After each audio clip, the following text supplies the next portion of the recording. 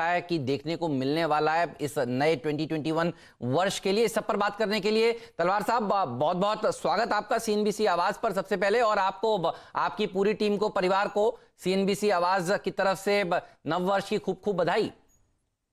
नमस्कार जी, आपको भी, आपके सारे दर्शकों को भी नव वर्ष की पूरी बधाई हो। और बहुत उम्मीदें हैं। एक कठिन वर्ष जो ऐतिहासिक रहा है कि कभी सोचा नहीं गया था, वो अब उम्मीद है कि वैक्सीन आने पे खत्म हो जाएगा और बिजनेस एक्टिविटी भी थोड़ी सी बरकरार है और बढ़ रही है। तो उम्मीदें बहुत है इस बजट से, और कई बार ये माना गया है कि ये एक बजट होगा लाइक नेवर बिफोर। तो हम लोगों को जो उम्मीदें हैं और जो आशा हमारी है, वो पहला तो है कि घर जो बनाते हैं, ज्यादातर ग्राहक और खरीदार लोन लेके बनाते हैं।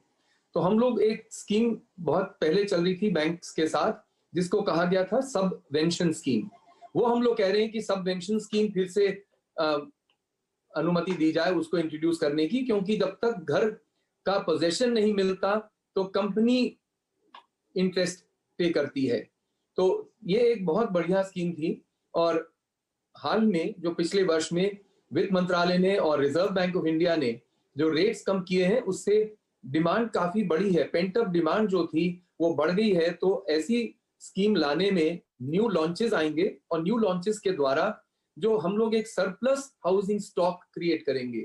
जो पहले दाम बढ़ते थे, और अभी भी गवर्नमेंट का काफी चिंता रहती है सरकार को कि जो इन्वेंट्री है, हम लोग उसको सरप्लस नहीं कहते, उसको बोलते हैं अनसोल्ड इन्वेंट्री।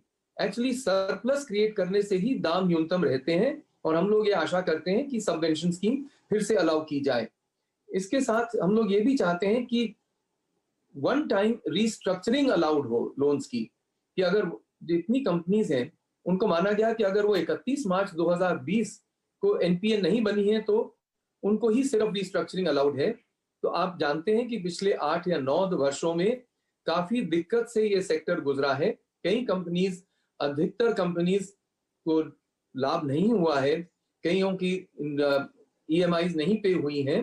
तो इसलिए ये रीस्ट्रक्चरिंग स्कीम फिर से इंट्रोड्यूस की जाए। अब है जो इनकम टैक्स, क्योंकि बजट खासकर central board of direct taxes and direct taxes से डील करता है। इनडायरेक्ट टैक्सेस जीएसटी काउंसिल निश्चय करती है। तो अगर डायरेक्ट टैक्सेस के लिए जो पहली चीज देखी जाए, वो है इंटरेस्ट ऑन होम लोन्स।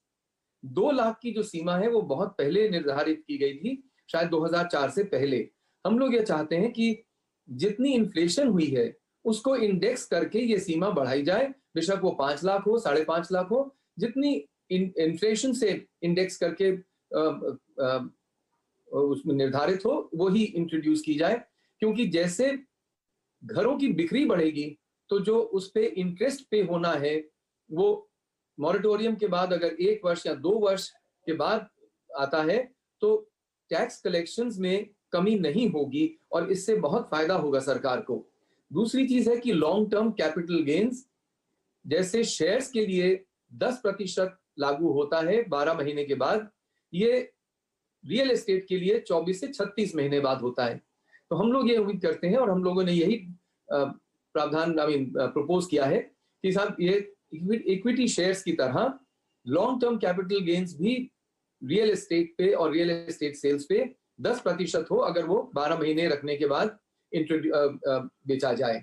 तीसरी चीज है रेंटल हाउसिंग, क्योंकि हर देश में, विकसित देशों में भी 50% ओनरशिप हाउसिंग होती है और 50% रेंटल हाउसिंग होती है।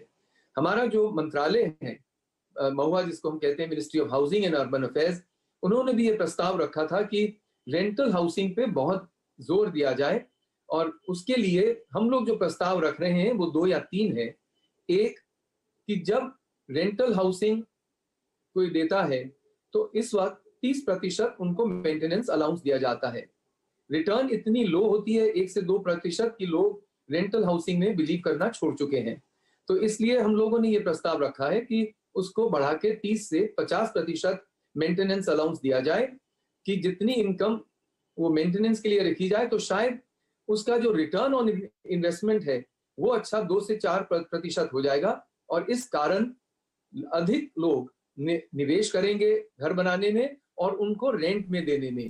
हाँ, तलवार दूसरी साहब, चीज, आपने बखूबी समझाया कि कौन कौन सी डिमांड्स हैं रियल एस्टेट सेक्टर की तरफ। जी हाँ, थोड़ा डीएलएफ पर भी ध्यान देते हैं। आपने अगले 4 या 5 क्वार्टर्स में बताइए कितने लॉन्चेस प्लान कर रखे हैं, क्योंकि सूर्य अगर उदय हो रहा है इस सेक्टर पर, उसमें जी सबसे हाँ, ज्यादा चमक आपको डीएलएफ पर ही आती हुई दिख रही है। मैं अपना जरा आपका गेम प्लान बताइए और ये बताइए आपकी पाइपलाइन में बहुत कौन कौन कृपा से है। प्रोडक्ट्स हैं। सुनिए, डीएलएफ के प्लान्स भी इंडस्ट्री के साथ चलते हैं, और अभी तक हम लोगों ने लॉन्च देखे हैं कि गुड़गांव में हुए हैं, हम लोग और भी लॉन्च करने वाले हैं, दिल्ली में होने वाला है, और हम लोग इसकी पूरी अपना बिजनेस प्लान एक तरीके से दे चुके हैं और गाइडेंस भी दे चुके हैं। इस वक्त अगर आप मुझे इजाजत दें तो मैं जो नैरेटको की तरफ से हम लोगों ने प्रस्ताव रखे हैं वो ज्यादा मूल्यवान है इस वक्त, कि इनकम या तो 50% मेंटेनेंस अलाउंस दिया जाए या rental income fully tax deductible हो,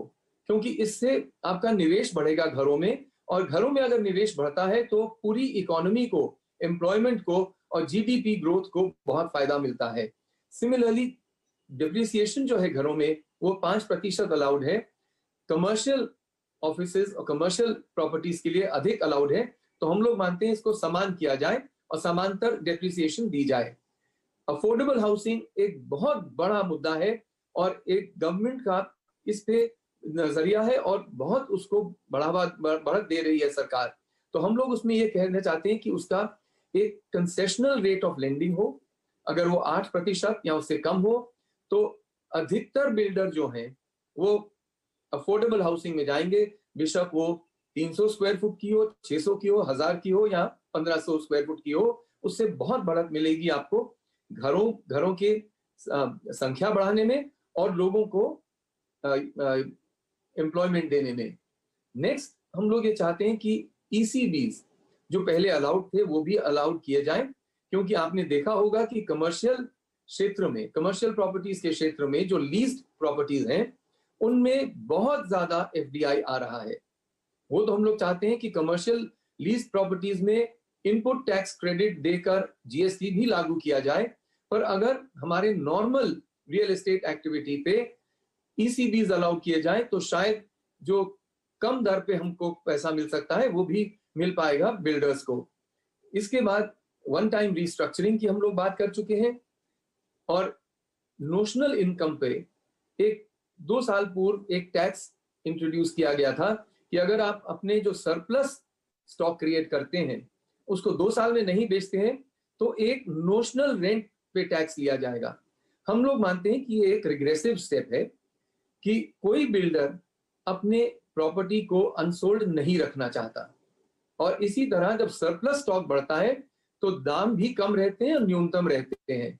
तो इस लिहाज से हम लोग ये कह रहे हैं कि जितना स्टॉक क्रिएट कर पाए, जितना सरप्लस क्रिएट कर पाए, उतना हमारा प्रयास रहना चाहिए, और जितना हम लोग कर पाए उसी से दाम कम होंगे, और उसको बेशक 2 वर्ष लगे या अधिक लगे, आस्ते आस्ते या तेजी से, क्योंकि कोई भी 2 तरह का इंटरेस्ट नहीं पे करना पाएगा। एक कि आप बनाए घर लोन लेके और उसके ऊपर एक नोशनल रेंट पे भी टैक्स दें। आखिरी चीज जो मैं ये कहना चाहूंगा कि इस वक्त एक प्रावधान किया गया था कि आप अगर कोई घर बेचते हैं तो उसके लिहाज से सिर्फ एक घर खरीद सकते हैं। लास्ट ईयर वो बढ़ा के 2 घर कर दी गई थी। अब हम लोग ये प्रस्ताव रख रहे हैं कि आप 2 से भी अधिक, अगर आपके शहरों के बीचों बीच कोई घर हो और वो बिक जाए तो उसके एवज में अगर आप 2 या 3 या 4 छोटे छोटे मकान ले लें तो उतनी ही बिल्डिंग एक्टिविटी को और रियल एस्टेट और हाउसिंग और कंस्ट्रक्शन को बढ़त मिलेगी, और उससे फायदा सबको होगा, देश के जीडीपी को, देश की टैक्स कलेक्शंस को और एम्प्लॉयमेंट को। तो ये कुछ मुद्दे हैं जो हम लोगों ने रखे हैं वित्त मंत्रालय के सामने, और हमें पूरी आशा है कि वित्त मंत्री साहिबा जो इतना परिश्रम कर रही है कुछ पिछले साल में जब से ये पैंडेमिक हुआ है, तो वो जरूर इस पे नजर रखेंगी, और हमारे जितने भी अधिकारीगण हैं वो भी इस पे नजर रखेंगे कि ये एक ऐसा क्षेत्र है जो बहुत बहुत फर्क डाल सकता है जीडीपी में, एम्प्लॉयमेंट में और टैक्स कलेक्शंस में। अब सही कहा सर आपने। इनडायरेक्ट टैक्सेस का वो हम चाहते हैं कि फिर से रीइंट्रोड्यूस किया जाए, 12% GST, जिसमें आधा वो मिलता है लैंड एबेटमेंट के लिए, पर उससे जो टैक्स ट्रेल है वो पूरी कायम रहती है।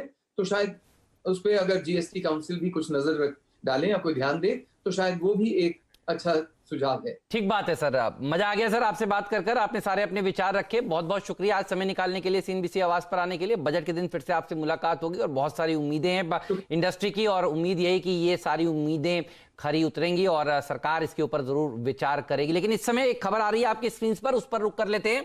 कर्नाटक में शुगर आउटपुट जो है वो बढ़ चुका है और देखिए शुगर के शेयरों में क्या गजब की मूवमेंट देखने को मिल रहा है। आज इस सेक्टर के ऊपर सुबह सुबह मेरी नजर भी पड़ी थी और इसमें से काफी सारे स्टॉक्स आज मैंने अपनी टीम में उतारे भी थे। शुगर आउटपुट देखिए बढ़ता हुआ नजर आ रहा है। इस्मा की तरफ से ये डेटा निकल कर आया है और ये अच्छी खबर है। उत्तर प्रदेश में शुगर आउटपुट करीब 1.5% बढ़ गया है और काफी सारे शुगर शेयरों में जबरदस्त रैली देखने को मिल रही है। एक बार स्टॉक 2020 की टीम दिखाइए डॉक्टर साहब, देखते हैं कौन कौन से शेयर भागते हुए आपको वहां पर नजर आ रहे हैं, क्योंकि ये वो सेक्टर है जहां से आज 5 खिलाड़ी मेरी टीम में शामिल थे, स्टॉक 2020 की टीम में शामिल थे। केसीपी शुगर या उगर शुगर लाइए, क्योंकि देखिए इन दोनों में आज साफ तौर पर बात हुई थी कि एक अच्छी रैली देखने को मिलेगी। दोनों स्टॉक्स लाइए। मेरे ख्याल उत्तम भी देखिए दिन के हाईएस्ट लेवल पर ये भी टीम में शामिल था। आप अपने सॉफ्टवेयर पर देखकर बताइए आपके सॉफ्टवेयर पर कौन सा आ रहा है, उसी की चर्चा की जाए, क्योंकि सारे शेयर भाग रहे हैं। हेमंत जी, वैसे तो सारे शुगर आपको दौड़ते हुए दिखेंगे, लेकिन ध्यान डालिए केसीपी शुगर पर फर्स्ट क्लास का प्राइस टैग बहुत अच्छा है और वो है सिर्फ 17 रुपए 20 रुपए के नीचे वाला शेयर। बिल्कुल, और ये दौड़ चुका है। वॉल्यूम यहां पर आपको दिख रहा है लगभग 7.25 लाख शेयर। बहुत ही बेहतरीन तरीके से यहां पर आपको तेजी आती हुई दिखेगी। राजेश सतपथे साहब हमारे साथ जुड़े हुए हैं। राजेश जी, आपके सामने प्रस्तुत है केसीपी शुगर एंड इंडस्ट्रीज, दिन का उच्चतम लेवल और सर्किट यहां पर आपको शायद लगता हुआ दिखेगा 20 रुपए के आसपास। बिल्कुल सही भाई, बिल्कुल सही। और देखिए शैल जी, इसमें जो वीकली चार्ट है, मैं वीकली देख के बहुत ज्यादा इंप्रेस हो रहा हूँ यहाँ पे, क्योंकि वीकली में इसका जो कन्फ्लुएंस ऑफ सपोर्ट था वो 16.5 के आसपास था। 16.5 और 16 इसमें बहुत सारा क्लस्टर था और इस क्लस्टर के ऊपर ये रेस्ट हुआ था। तो मुझे लगता है शैल जी आज का ये 19.5 से 20 का टारगेट लेके यहाँ पे आराम से काम हो सकता है। छोटे टिकट साइज में छोटा स्टॉप लॉस, मोमेंटम बढ़िया, ये इसका ओवरऑल मुझे लगता है कि जिस्ट होना चाहिए। तो ये 17.5 पे क्लियर कट बाय है। 17 का छोटा स्टॉप लॉस रखे आप और सामने 20 का टारगेट लेके काम करें। 19.5 से 20 उतना मोमेंट तो इसको आना ही आना है। भागता हुआ 19.5-20, इससे पहले उगर शुगर भाग जाए और सर्किट की तरफ लग जाए, क्योंकि 11% ही हो चुका है। इस पर भी एक राय दे दीजिए। दोनों रखिएगा डायरेक्टर साहब स्क्रीन पर, क्योंकि दोनों में बड़ा पैसा बनेगा। और जिन्होंने आज सुबह से देखिए स्टॉक को खरीदा, आज के पावर प्लेस वाले खिलाड़ी थे और दोनों में एक मूवमेंट देखने को मिल रहा है। उगर शुगर में भी देखिए अब तेजी की शुरुआत होगी। गैप अप खुलने के बाद भागा और देखिए अब स्क्रीन पर एक दोबारा तेजी इसमें देखने को मिल रही है। उगर के लिए इंट्राडे